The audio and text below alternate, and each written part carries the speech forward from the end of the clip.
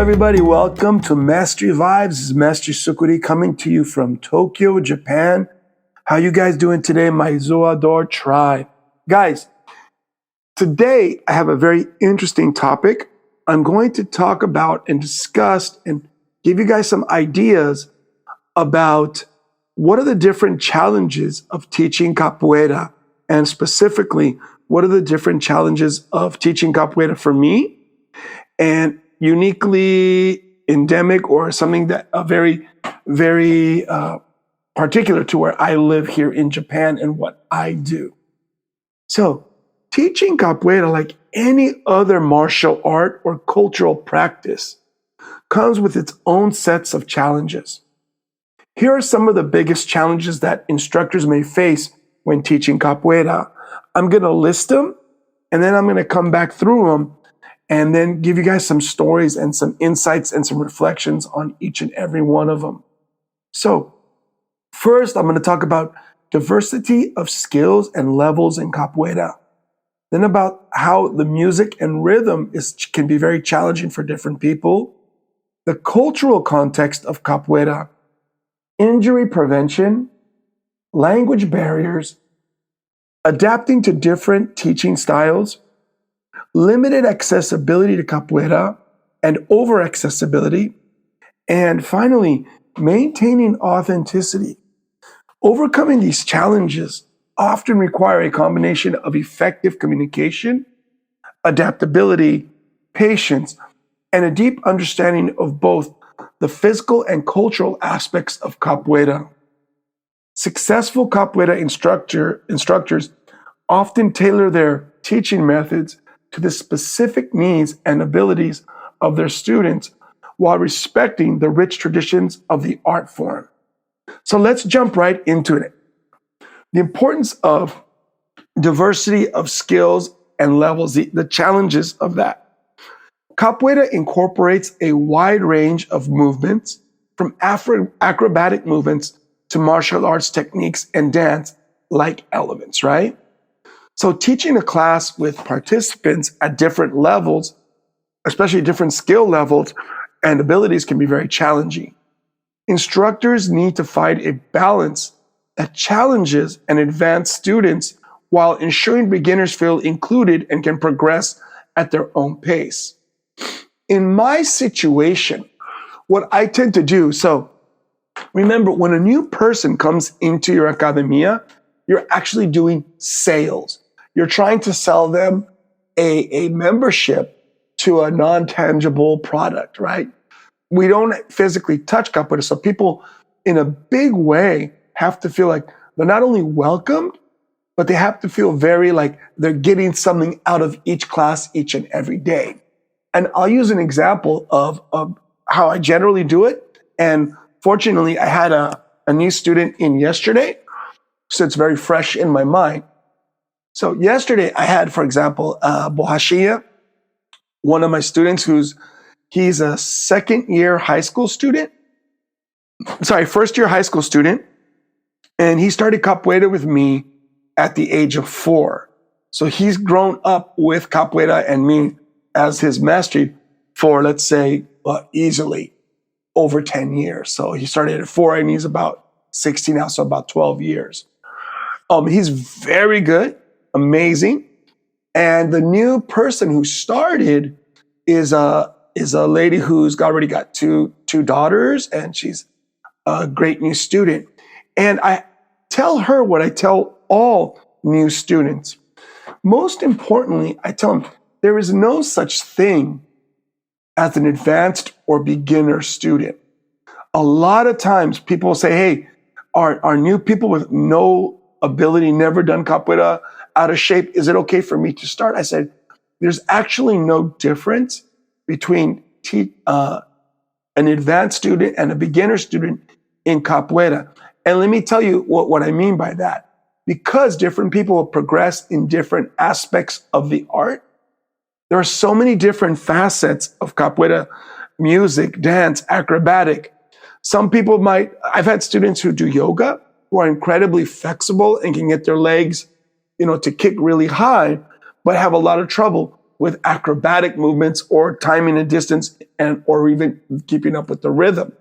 So what I tell people is that in capoeira, when we all train with humility because we all have a starting point and understand that. But at the same time, a new person starting capoeira might just have, for example, yesterday, just start with the ginga.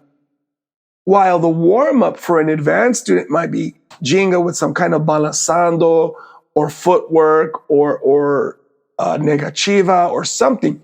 But you do it because the music controls the class. They can move through and still be part of the class. The most challenging thing is to keep them. That I find the most challenging thing that I got to do is I don't let people get caught up in their insecurities and when they're a new person. For example, people will stutter a lot, physically, verbally, and mentally when they're starting something. For example, I told this new student yesterday, we're going to be training meia lua de compasso, which is actually kind of an advanced kick.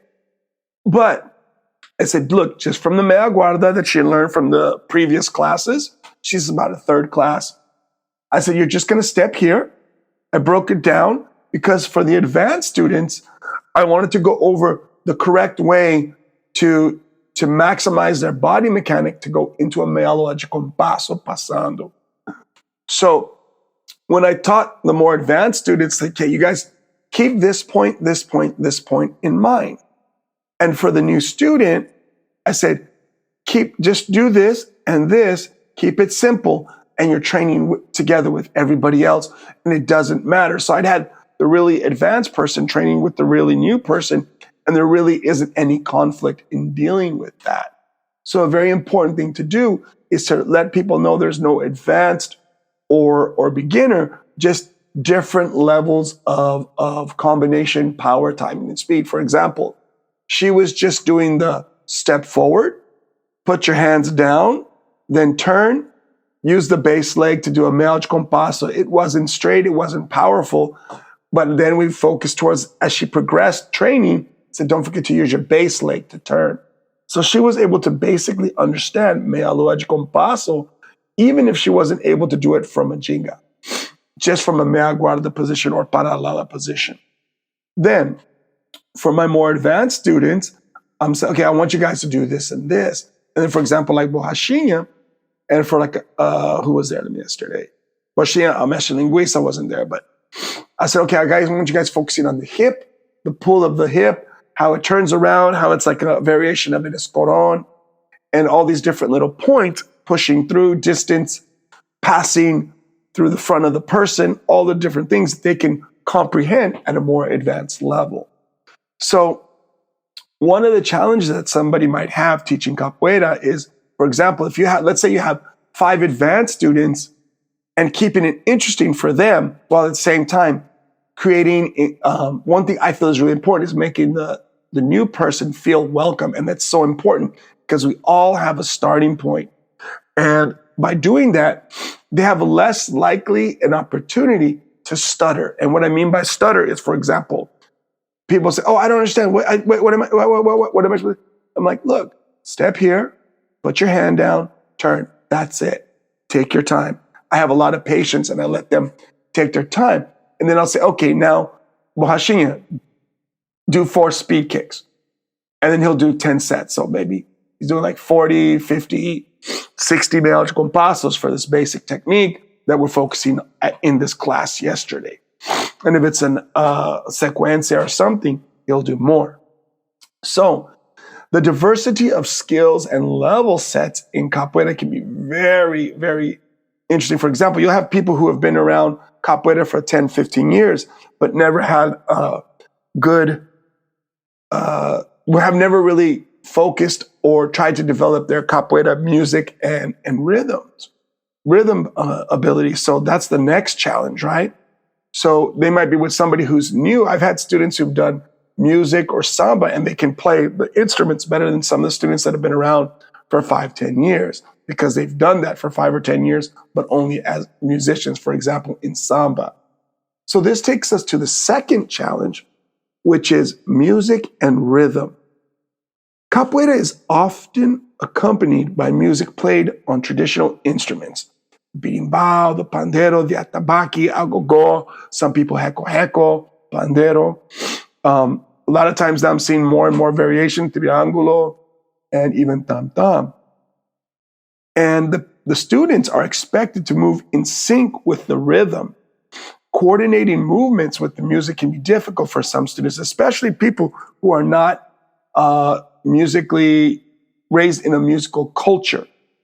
How can I put this? For example, in Japan, one thing that's very cultural Japanese is you learn something and you'll learn music, but it's so didactic. It's so like you have to be 1, 2, 3, 4, so perfect that it takes away sometimes the essence or the feeling. And with capoeira, it's like you're riding a wave of energy, a wave of axé. So you have to be able to swing on that energy and keep in time with the rhythm. Like you're riding a wave, like surfing on a or going down a river on a riverboat while the water's up and down, and you got to keep on that. If you try to go straight, you're not gonna be able to go against the river's ups and downs and the flow. So a lot of times I feel the biggest challenge for me here in Japan is just getting, especially because most of my students, 80%, 90% are Japanese, because I'm in Japan, tend to really have a hard time understanding the connection between music and movement. So a lot of times I have to actually break it down in a very academic or very technical way. Like, okay, how do you count the ginga? 1, 2, 3. And on the 1, you put the foot in the back in a traditional manner, or possibly in Mestre Vibes style. We see in Capoeira Regional, we see the 1 in the front, in the meia guarda. It's more on top of you, more engaging, more aggressive ginga. And you can feel that if you understand how to do that. So teaching students how to connect with the music and rhythm is in a very, something that can sometimes be very challenging for some people, even people who've grown up with it. I have a couple of students who really have a challenge to learn to play music. And it's not because they don't have familiarity with the music. It's just they didn't dedicate enough time along their process of capoeira. This is not to take anything away from anyone or to say somebody isn't teaching well or the student is bad.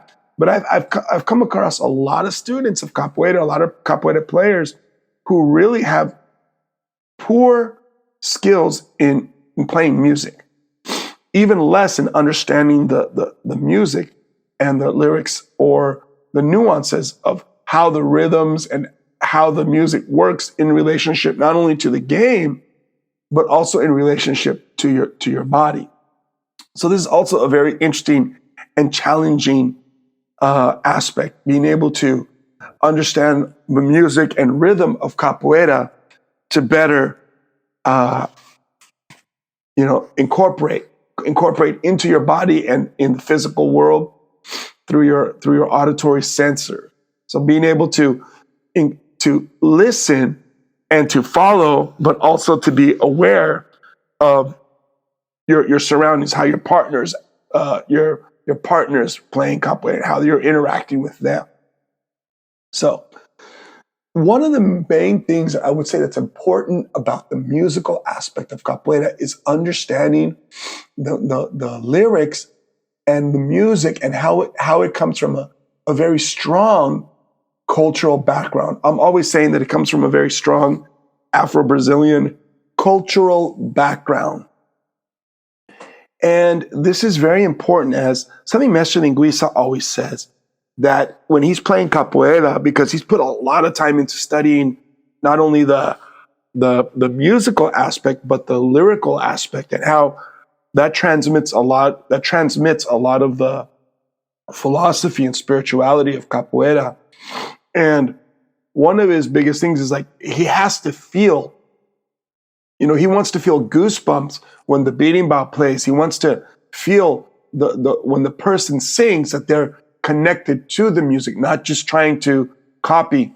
For example, you'll be somewhere and a person will try to like sing too many songs and none of them match the roda, or they're just out of timing and distance, timing and flow, and like and a medley in an anarchy form. And that happens a lot when people don't understand what they're singing, or they're not connected to how the song works inside the capoeira game. And I've mentioned before that it's very different when you're playing capoeira with people who know capoeira, and then it's a very superficial when it's with a lot of Brazilians who speak the language. Honestly, playing capoeira and singing capoeira songs with people who are capoeiristas, especially people who understand the lyrics, not just people who are born and raised. I know people who are non-Brazilian who have dedicated their lives to learning about capoeira and understanding the lyrics and the philosophy, that have a lot more understanding of capoeira songs than any native Brazilian Portuguese speaker, because most of the Brazilian people don't have anything to do with capoeira. They just think they do, because it's like every African American automatically is an expert on hip hop, and that's not true. It's something you have to study, research, and like be involved with to better understand, especially in a cultural context. So one of the big challenges is to be able to communicate to your students the cultural context of how capoeira started, how capoeira grew internationally, how capoeira is practiced in Brazil to the best of your ability. Of course, a lot of this is either you've done the research or your personal experience, and they both have value, and they both need to be transmitted to the students. So if this isn't done, then one of the barriers and one of the big challenges that an instructor can feel is the challenge of teaching capoeira in its cultural context, right? For example, the way I learned capoeira when I first started and how I teach now is very different, because the generation's different, the time, the place, everything, the level of education and experience of each teacher is so different. So being able to teach all of this is always going to be a challenge in a cultural context. Then, because capoeira is so dynamic, capoeira really involves amazing movements, kicks, and acrobatics, which can increase the risk of injury if not performed correctly. And instructors must prioritize safety, right? Teach proper techniques and ensure that students warm up adequately before engaging in more intense movements. There are so many things to do in capoeira, and I've forgotten more than I remembered. Like, I'll have the video on YouTube of me doing stuff in the streets and playing capoeira movements, and then somebody go, "Oh, Master, you remember that?" I go, "Oh, no, actually I don't." "Oh, wow, that is me." Okay, wow. Because we do so much over a career of, for me, over 30 years of capoeira. So we have to learn how to evolve and how to teach better so that students don't have injuries. And this is one of the funny stories I always tell people. I said, I'm always the one who's like, "Hey, try your best, but take it a little easy, because I don't want you to get hurt." And the reason is, if you get hurt, you don't come to train. And if you don't come to train, you don't pay for class. And that affects me as my job. And I always say it like a half joke, but at the same time, I'm like, guys, be careful. Don't overdo it. One of the big things you have to tell students is be careful of overtraining when the instructor's not around. For example, if we have a very intense class and I see people are tired, I say, "Guys, that's enough for today. Let's do some music. Let's do something else. Let's do maculele. Let's do samba de roda. Let's do puxada de rede. Let's do some Afro-Brazilian dance, whatever." But be careful, because if people are doing, for example, parafuso, and they're starting to get tired, they might hurt themselves. They can not have the correct timing, land incorrectly. And this is actually really, really important when we talk about how to teach properly. When nowadays you'll see a lot of stuff like on YouTube. And there was an experience. I was in Hokkaido, and this young lady, this is like 20 years ago, but like 15, maybe 18 years ago, but this young lady had her ankle wrapped during my workshop, and she wasn't able to do the workshop, but she was at the workshop. And I said, "How did you get hurt?" And she said, "Well, I was doing a parafuso, and the person in front of me wasn't looking, so instead of kicking them, I decided to move, and that's when I kind of sprained my ankle." And I'm like, I'd have kicked them.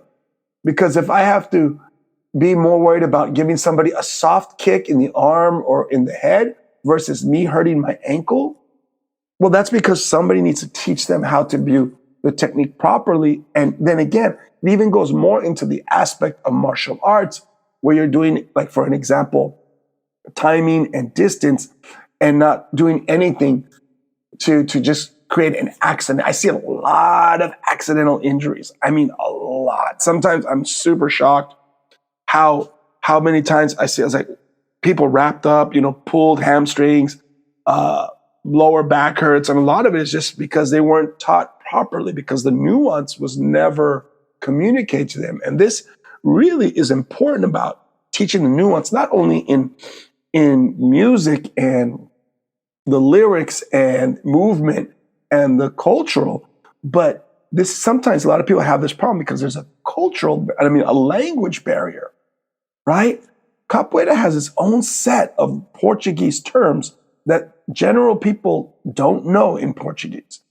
And we have commands and the influence. And if you're not fluent in the language, you can miss a lot of the nuance. And I've seen that happen, especially here, long-term, over the development of Capoeira, because most of the teachers who are involved here are talking to people who don't have the level of English to understand the nuances. Or the person in Portuguese, the Brazilian instructor, might not have the level of English to communicate to them. Or in Portuguese, they might not even have the ability to communicate well. Just because you're good at Capoeira, it doesn't mean you're going to be a good instructor or someone who communicates well your goals and best and the most, finding the efficient way to communicate through the Portuguese language, through the words. I would consider myself someone who is near native Portuguese level and Brazilian Portuguese level. But if it comes to Capoeira language, I'm 100% fluent, because there's a lot of words and a lot of things that we discuss in Capoeira that are endemic, that are essential, that are part of the essence of Capoeira that most people, even in Portuguese, would never talk about because it's irrelevant. Like, I never sit there and talk about jujitsu or concepts of other arts because it's not really relevant to Capoeira. And I'm sure like yoga has its own language of words, right? Like the position names and everything. So we have to do that a lot in Portuguese, and we have to communicate a lot of this from Portuguese into other languages. Many times I've come across instructors who've said that it has to be in Portuguese. And I think to myself, a lot of the times, 90% of the times, is because the instructor hasn't developed the language skill in another language. If you live, for example, in England, I have a really good friend who was teaching in England for a long time, and his language ability was great. He could communicate what he wanted his students to understand. He recommended them for better appreciation, for independent thinking, for more progression in the art, that they should do their best to study Brazilian Portuguese and Capoeira language. But he said for what he needs to accomplish, he's capable to do it in English. So even though he wasn't a native English speaker, it's the same when I feel I'm competent and able enough to communicate in Portuguese, to teach the nuances and, for example, do a full interview and speak in a coherent and communicate well. So for a lot of people, the language barrier of capoeira, because especially the language is so endemic to the cultural aspects that we need to constantly study. But like any language, a person who actually speaks, I meet so many people who say they speak more than one language and they really don't. Social media has made it insane that people put like, they speak Brazilian Portuguese and they can barely order a cup of coffee. They just put it on their profile. Or they just nod their head a lot, and I realize that they have no idea what I'm saying or what anyone is saying. So developing that, getting past that language barrier of Portuguese is also going to be one of the big challenges. And not just the person communicating, but the different ways that the students and the instructors constantly have to adapt to each other's learning styles and teaching styles, right? A lot of students that I've had who said they love capoeira, when they go back to their own country or they leave, they stop capoeira because they feel that it's not the same. They're not getting the same benefit or the same essence or feeling that they got at my academia. In the same way that I'm sure when people come from somewhere else and they come to my academia and I do things my way, that they might feel like, oh, this isn't what they want. It could be for whatever reason. I mean, if they want a female teacher, they want a Japanese teacher, they want a Brazilian teacher, they want, for whatever reason, they just don't adapt or feel connected to my style of teaching. And this is one of the challenges of capoeira, is that because we have the difference, just even we can lump so many groups into contemporary capoeira regional that almost every group or every teacher has a different style. For example, if you take Capoeira Brazil, Capoeira Senzala, Capoeira Cordão de Ouro, any of the Muzenza, any of the big groups, and while they all can play together, a different approach can be done to how to teach capoeira. So sometimes it creates, it takes away from the fluidity, but at the same time, that's why we do a lot of capoeira and we play roda, so that you develop experience on adapting yourself to every form of capoeira. And of course, there's different styles, capoeira Angola, regional, and everything in between.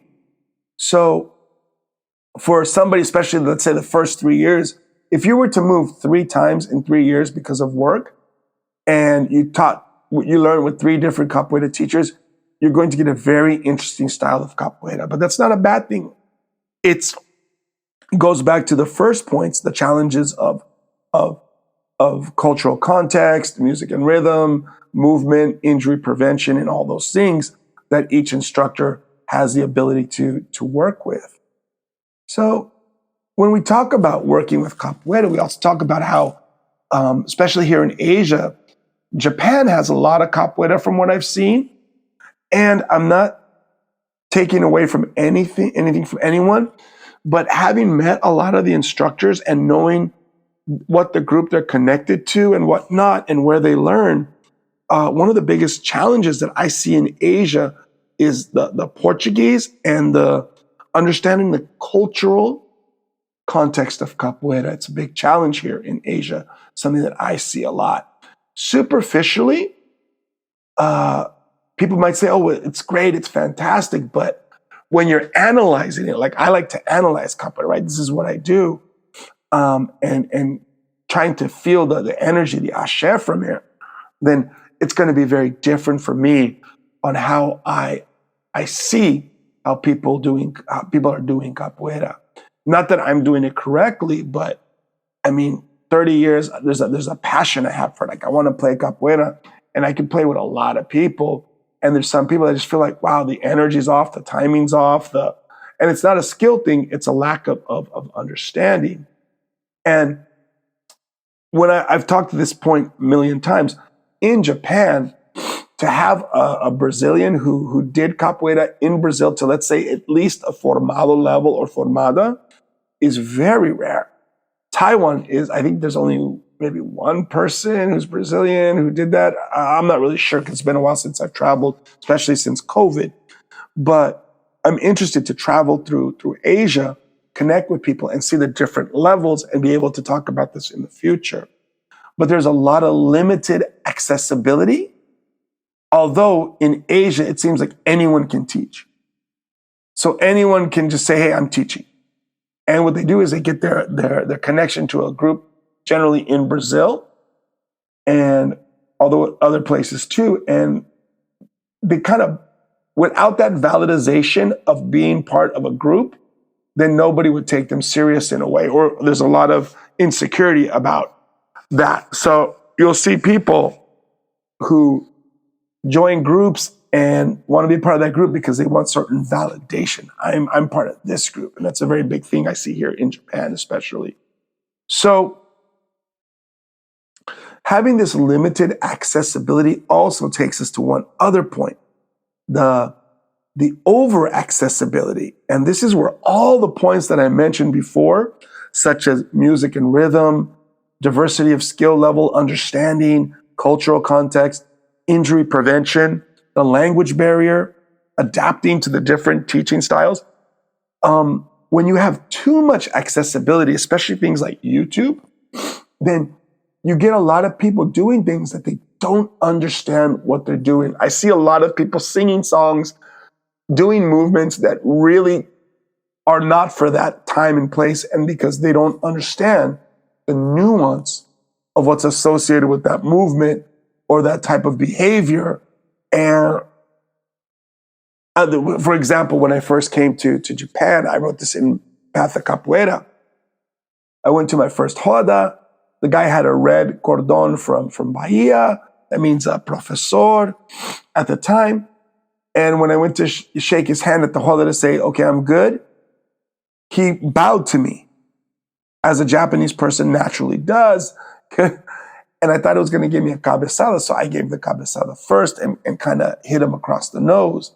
And it wasn't done maliciously. It was just a reaction because I came from that cultural understanding of capoeira. You have to pay attention. Things happen.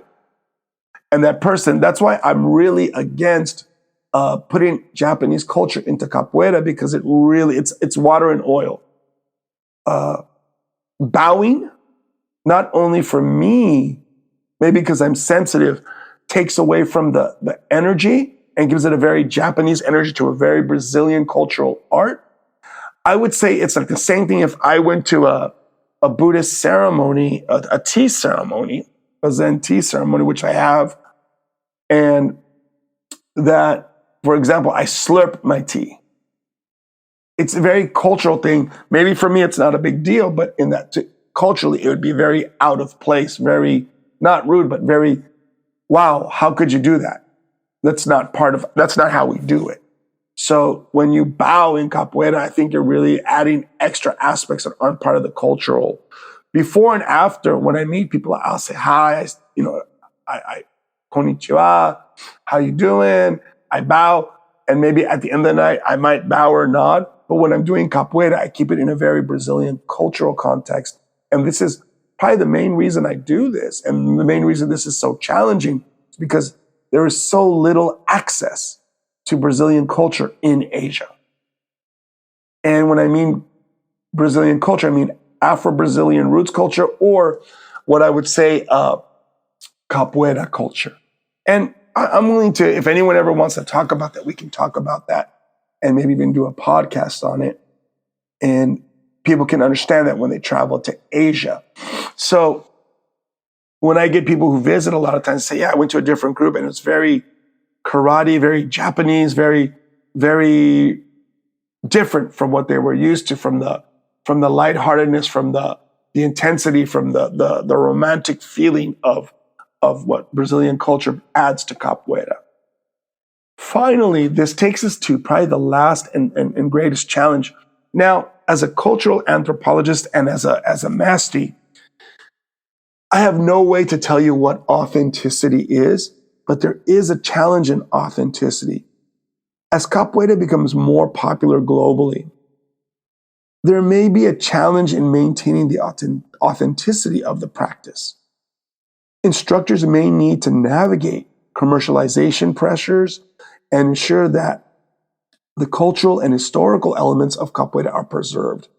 And this is always going to be a very interesting thing because no matter whenever we talk about culture, we're actually just talking about our own personal experiences and how we see things.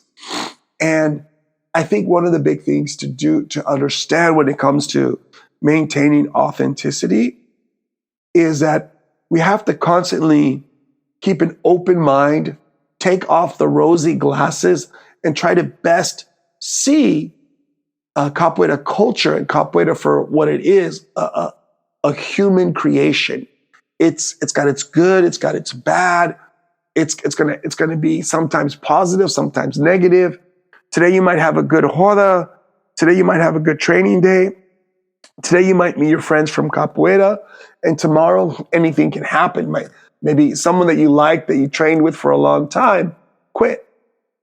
And everyone goes through that, right? So maintaining the authenticity or dedication to capoeira is a very challenging thing. For example, what's really capoeira? Capoeira Angola, capoeira regional, commercial Angola, commercial regional, Mestre Vibes style.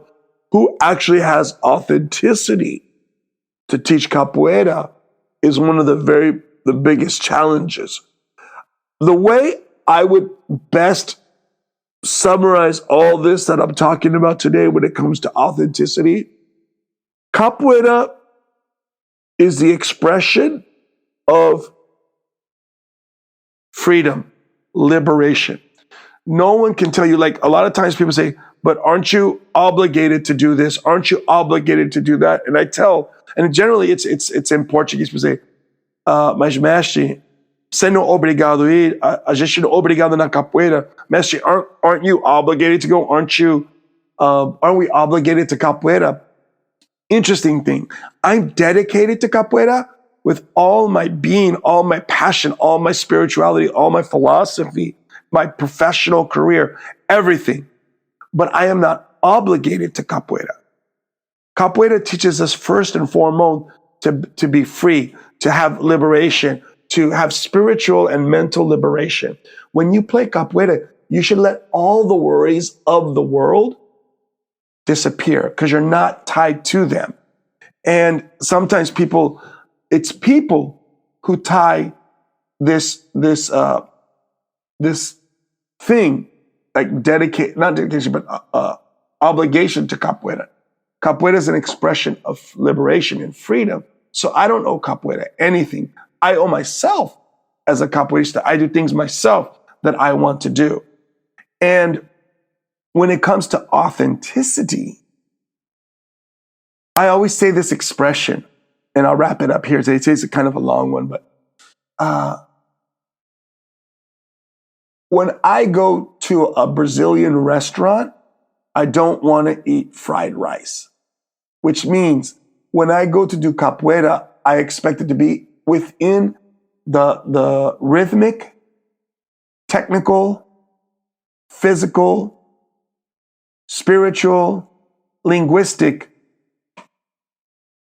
context of capoeira, primarily Afro-Brazilian or Brazilian culture. I don't want to go to a roda and see that most of the aspects are of a different culture, right? I don't want to go I'd mentioned in my book, like Japanese came up with a word called capoeira, the Japanese way of doing capoeira. And I've said, we don't have anything like that. You never said like English Weda or British Weda or American Weda. It doesn't exist.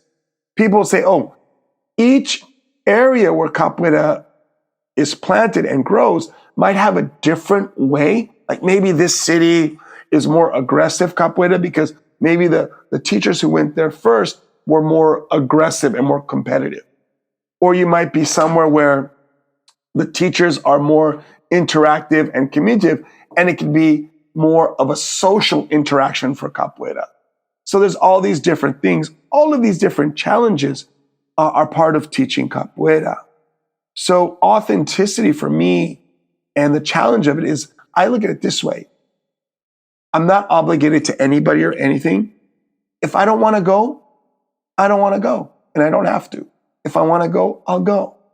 So if you're having a problem with or challenge with any of these things, maybe, I hope today me talking helps a little bit better. Because the truth of the matter is, I love capoeira more today than I did the first day I saw it. And I'm more passionately dedicated to it. I'm always studying. This process of doing this podcast is a process of self-study, of growth as a mestre of capoeira. Guys, have a fantastic day. Lots of love, lots of peace, lots of ashe. Episode 29, Mestre Vibes, Mestre Sukuri, Tokyo, Japan.